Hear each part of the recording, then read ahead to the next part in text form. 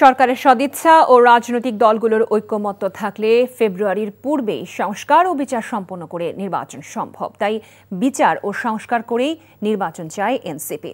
জাতীয় সংসদ ভবনের সামনে আয়োজিত মানবাধিকার সংগঠন মায়ের ডাক আয়োজিত বিশেষ আলোকচিত্র প্রদর্শনীতে এ মন্তব্য মুখ্য সংগঠক হাসনাত আব্দুল্লাহ বলেন, ৫ আগস্ট পরবর্তী পরিস্থিতিতে আর কোনো গুমের সংস্কৃতি দেখতে চায় না এই দেশের মানুষ।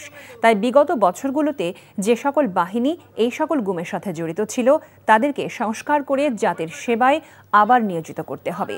এ সময় মায়ের ডাক সংগঠনের সমন্বয়ক সঞ্জিদা ইসলাম তুলি বলেন, গুম খুনগুলো সংঘটিত হয়েছে মূলত অবৈধভাবে ক্ষমতায় থাকার জন্য ও অবৈধ নির্বাচনের জন্য। আমাদের কাছে মুখ্য না, সেটা ফেব্রুয়ারিতে হতে পারে, সেটা প্রয়োজনে ডিসেম্বরে হতে পারে। আমরা যেটি নিশ্চিত করতে যাচ্ছি, সংস্কার বাস্তবায়নের যে বিষয়টি রয়েছে এবং বিচারের যে বিষয়টি রয়েছে সেটি বাস্তবায়নের সুস্পষ্ট বার্তাটি আসা উচিত। দেখেন, সংস্কার বাস্তবায়নের কিন্তু এখনো পর্যন্ত কোনো সিদ্ধান্ত হয়নি।